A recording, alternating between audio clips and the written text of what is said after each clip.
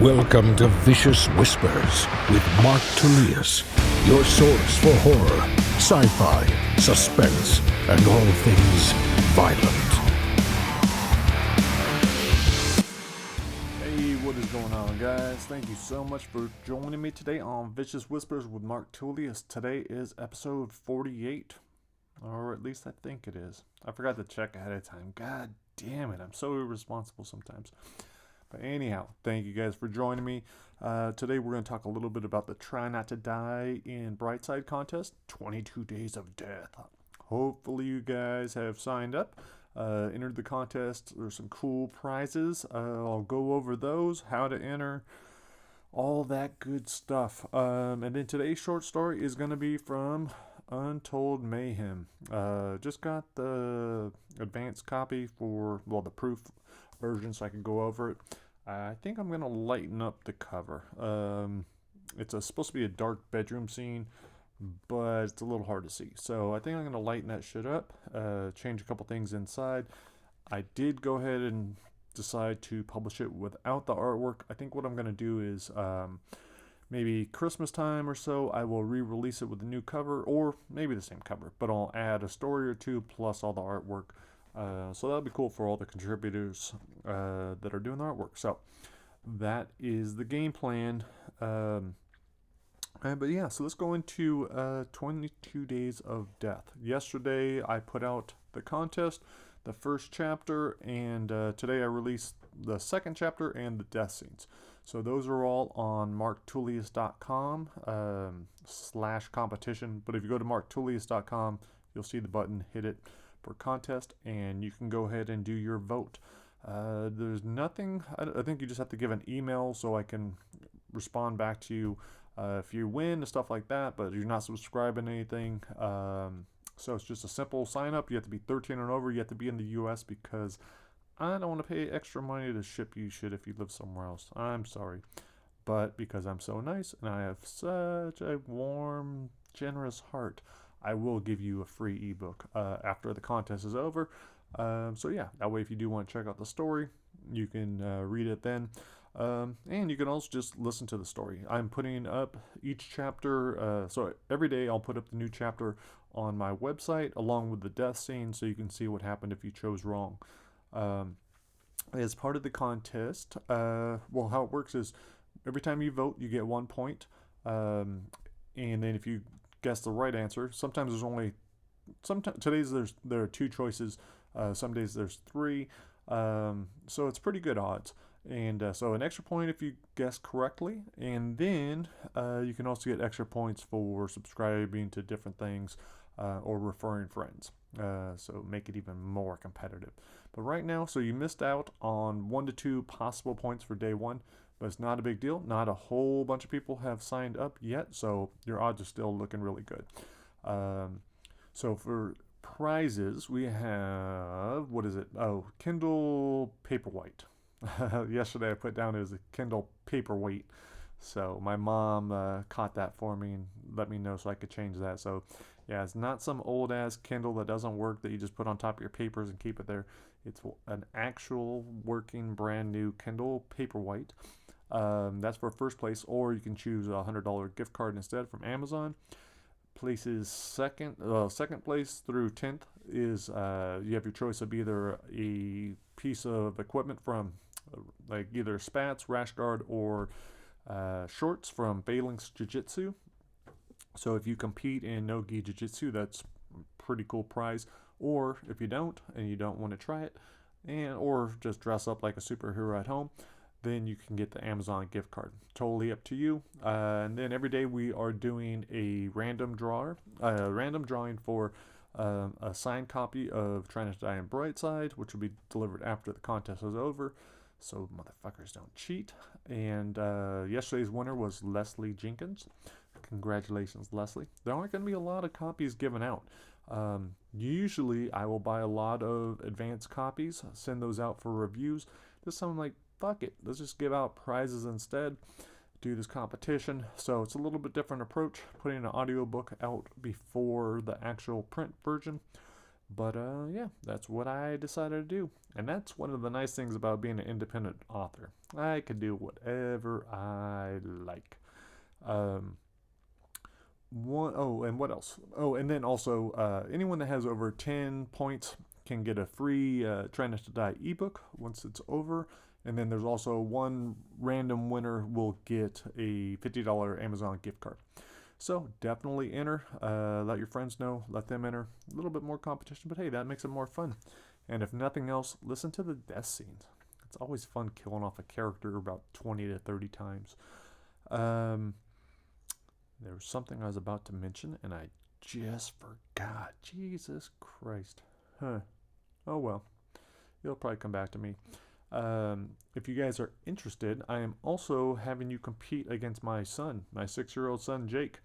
Every day we're going to be filming a little thing on Facebook Live. That's on my personal account, not the author Mark Tullius one. But if you really want to see it, send me a friend request and I'll probably accept you, especially if you're a woman. No, guys too. I love everybody. So yeah, you can check that out. Just a couple minutes a day. I'll be reading him. Well, not reading him the story, but I'll just give him a brief overview of what happened that chapter, and then he will make his decision. See how he does compared to everyone else. Right now, he's tied for first. He got the correct answer yesterday. So, yeah, see if you can beat a 6-year-old. Not a whole lot else going on. I've been so busy with figuring out this contest, editing the audiobook, doing all that stuff. It has been forever since I've done any kind of creative work. I am missing it. I feel like doing a short story or something else. Next up on my list, like I should be writing chapter 7 of my brain book. I've been stuck on chapter 7 for a long time. I just have not wanted to hit it, but maybe this week. What I really want to do is write some fiction, though, whether it's a short story or working on Beyond Brightside or something like that. That's what I would much rather jump into. That's always fun for me. So, I don't know. We will see. We'll see what the week brings. Jiu-jitsu side of things, I've been doing a little bit. I went and trained on Monday. I was going to go train today, but I was like, I got to do a podcast and a bunch of other shit. So, didn't have time for it today. I think tomorrow I'm going to go to headquarters, 10th Planet headquarters. I haven't been there in a long time. I will get destroyed, show how little I know. But it's all good. It's just another, it's always good to crush your ego a little bit. So I will do that tomorrow after I train my brain. So that is the game plan. And then hopefully I'll be able to train again there on Saturday. Donna Gonzalez, who is my co-author and the narrator of Try Not to Die and Brightside, has a really awesome Saturday morning class. And so our whole family might go. My wife usually goes. I have not gone. I heard her warm-ups are pretty tough, and so I don't know if I want to do that. But yeah, I think we're going to all go down there, do that, and then go do some brain training, because who doesn't want to improve their brain, right? No, I am super happy that we are doing it. It is just a big time commitment. Having to drive to Pasadena and sit there for a while doing absolutely nothing. It can be a little hard, but I've accepted that is definitely well worth it. The improvements I've made, man, I'm incredibly grateful for it. So, Vital Head and Spine in Pasadena. If you're near there, definitely worth checking out. If not, check out Neurofeedback by You. Just make sure it's a place that does brain mapping. That is so important. There's the majority of neurofeedback places do not do brain mapping, and so they are simply just trying to boost parts of your brain without knowing what the fuck is wrong with your brain. But when you have a good brain map, you can actually see, like, okay, this part is under functioning, this one is over functioning, here's where they're at, here's where we want them to get to. So that makes a lot more sense. So if you're going to spend the time and money doing it, make sure you go to someone that is reputable.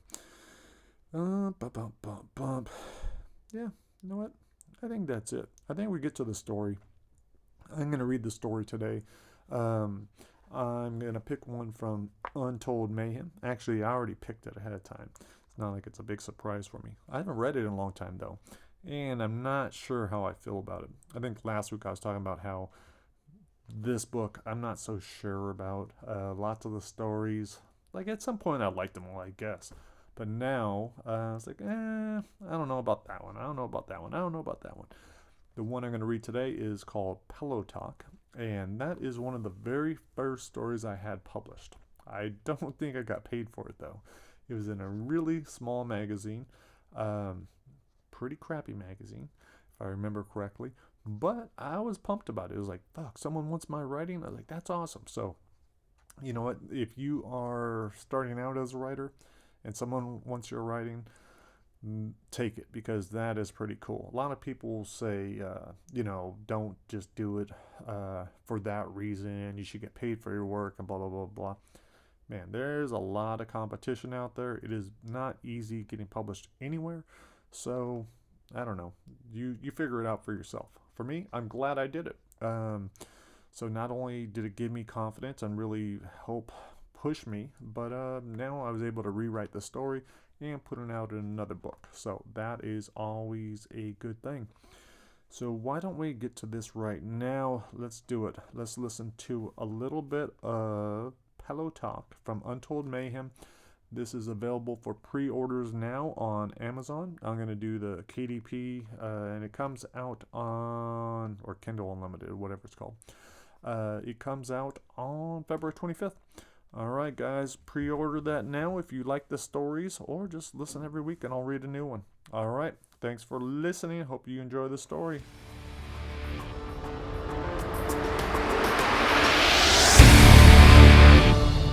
Pillow Talk. This is such a lovely meal. Thanks again for inviting me over, Carrie said as she struggled to scoop up the linguine with her fork. Philip looked across a small dining room table set with candles, flowers, and fine china. I'm just so glad you accepted. He raised his glass of Merlot toward her and toasted. Here's to new beginnings.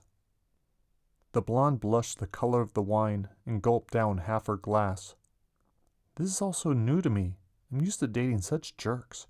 You're the first decent guy I've gone out with. All the others were just overgrown boys. This may sound mean, but I'm glad in a way. It's selfish, but if you found someone special, we would never have met. Carrie turned toward the dimly lit living room. You have such a nice, cozy place. It's great. Cozy. The translation means small. No, that's not what I meant at all. Relax. Phil reached across the table and gently stroked her hand. I was only teasing. Carrie sighed and placed her free hand on top of Philip's. You're sure you're not mad? Philip completed the pile, putting his other hand over hers. Of course not. I don't upset easily, and even if I did, I could never get angry at such a beautiful woman. Carrie eased back into her chair, leaving his hands on hers. Philip bet there had been many men that had told her she was cute. Maybe a handful that said she was pretty. But none had ever told her she was beautiful. But beauty was not the most important characteristic in finding the ideal partner. Carrie had that certain quality he looked for in a woman, and that was what made her so very exceptional. Carrie broke the silence. Do you really think I look okay? I do. I really do. Philip studied her face. I think you're incredible. I don't want to take anything away from your inner beauty, which is what attracted me to you. But look at yourself. Your eyes are irresistible. Your smile is stunning. Carrie looked like she was having a hard time believing the compliments, so Philip toned it down. And you definitely know how to dress and put yourself together. You don't use too much makeup like most, and you know what colors look good on you. By the way, I meant to tell you that your lipstick is very becoming. What shade of red is it? Springtime rose.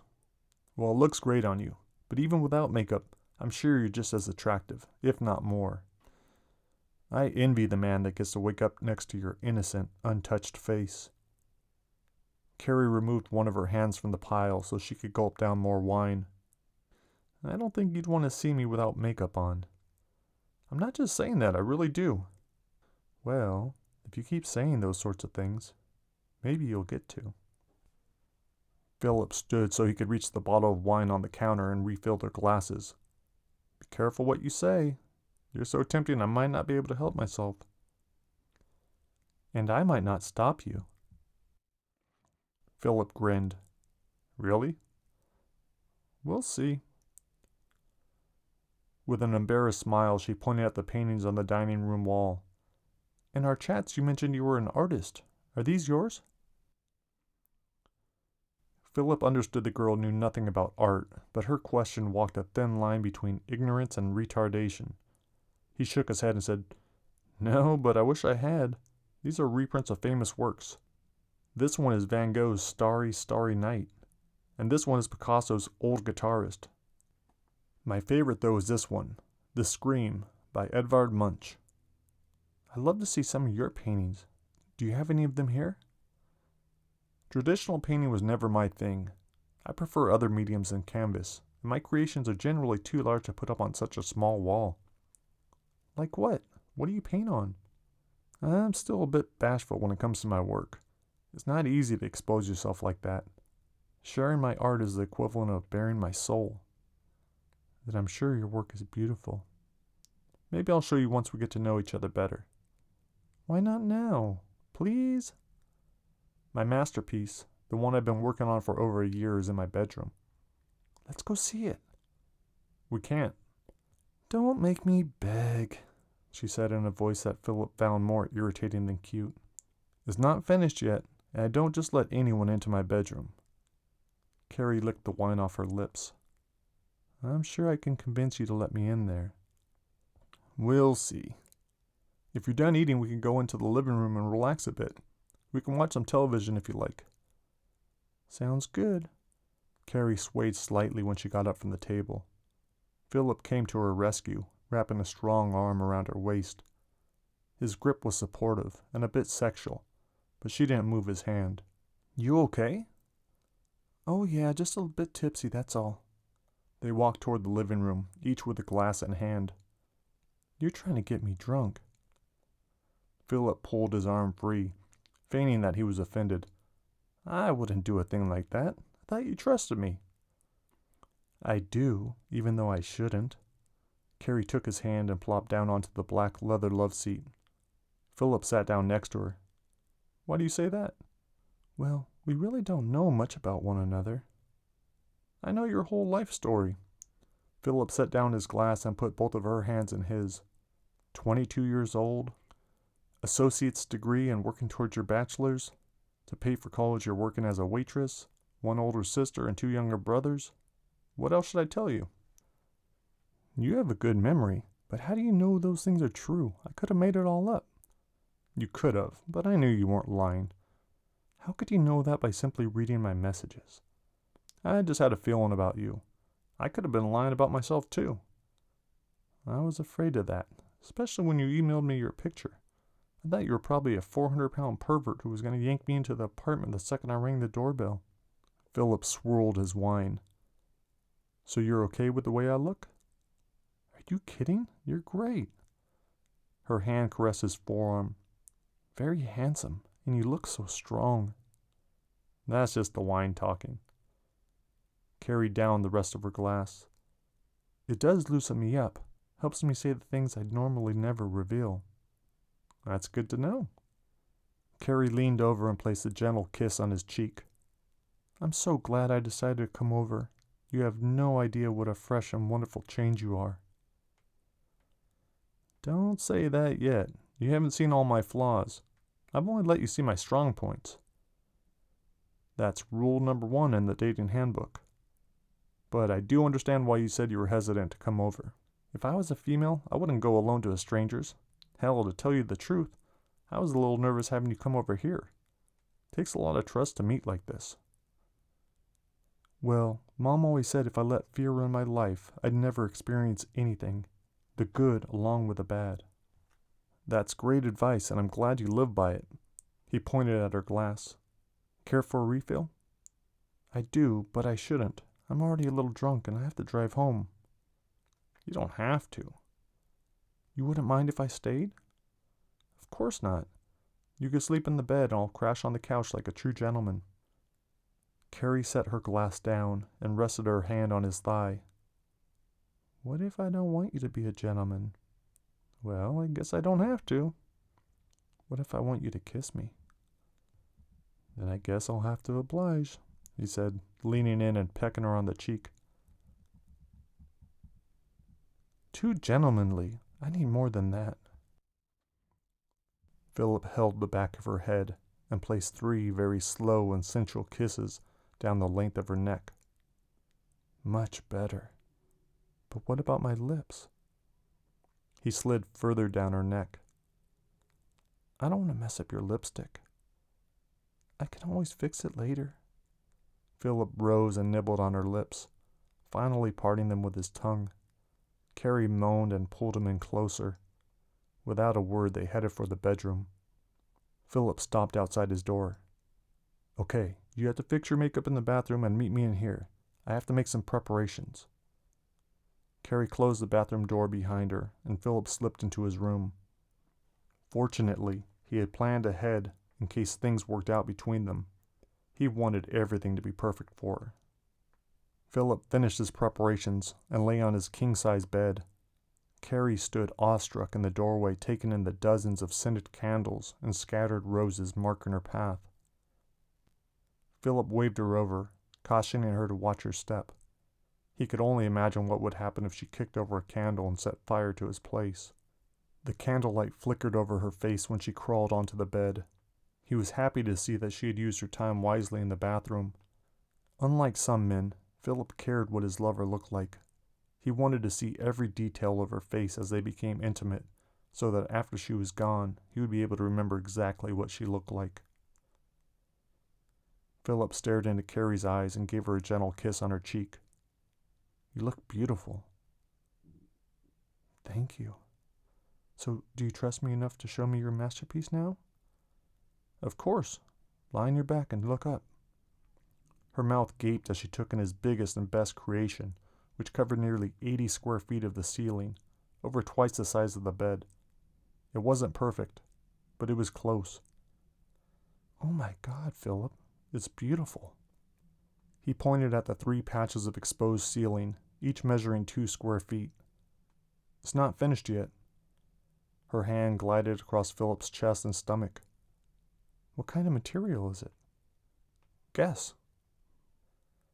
It's kind of hard to tell in this light, but it looks like a sheet, maybe that you stapled in a bunch of different spots. It's cool how the material droops a little everywhere the splotches of paint are. Very observant, but it's not paint, and not quite a sheet. You're very close, though. She played with his belt buckle, not sounding very interested when she asked, So how'd you decide the colors? Philip rolled on top of her so he straddled her waist. It might sound strange, but I feel fate chose him for me. The belt pulled free, and her pudgy fingers unbuttoned his pants. So when are you going to finish the last pieces? Philip touched her lips, and Carrie sucked on his finger, teased the tip with her tongue. He pulled it out and ran it across her lips again, and then looked down at his fingertip. I'll do 1 piece tonight, and the other 2 before the month is over. I want to see it before you put it up. I'm afraid you won't be able to. Why not? I thought I could stay the whole night. Oh, you will. It's just that you're going to help me create it. Philip grabbed the pillow beside him and covered the confused look on Carrie's face, pinning the thick pillow down on either side of her head. She flailed her arms and tried to buck him off, but he wouldn't budge. Carrie whipped her head from side to side and clawed at Philip's arms, her nails biting deeply into his sweater, but only grazing his skin, causing him to laugh. Soon her movements slowed, then ceased completely. Philip waited a full minute, ignoring his twitching triceps and burning forearms, before removing the pillow. Carrie's lifeless face, frozen in fear, a perfect picture of terror, didn't really interest Philip. Although he did take pleasure in the murder, his main interest was the art. Carefully he turned the pillow over and slipped off its white case. He held it out before him and admired the work created by Carrie's death throes. Thick lines of springtime rose intertwined with the faint circles of reddish blush, black mascara smudges combined with a hint of light blue eyeshadow. all the colors mixing and blending into a unique piece that held so much meaning and marked yet another climatic chapter in Philip's creation. Philip meticulously tacked the pillowcase to a section of exposed ceiling. Now he wasn't so sure he could finish telling the tale in just 2 more chapters. In fact, he thought that he'd have to find an apartment with a much larger bedroom. And he was going to have to find it soon. Dun dun dun dun. Alright guys, hopefully you enjoyed that one. That was Pillow Talk from Untold Mayhem. Next week I'm not sure what we'll do. Maybe we'll just go in order. Maybe we'll go with Results Guaranteed. So that will probably be the one I read next episode. So remember, enter the contest and win some cool shit. That is at marktullius.com, marktullius.com/competition. Either way, you will find it. Follow me on social media. You'll see all the links. But yeah, enter the contest. Do it as many days as possible. Score all the points you can, and hopefully you will win. All right, guys. Thanks so much for listening, and I will talk to you next week. Peace.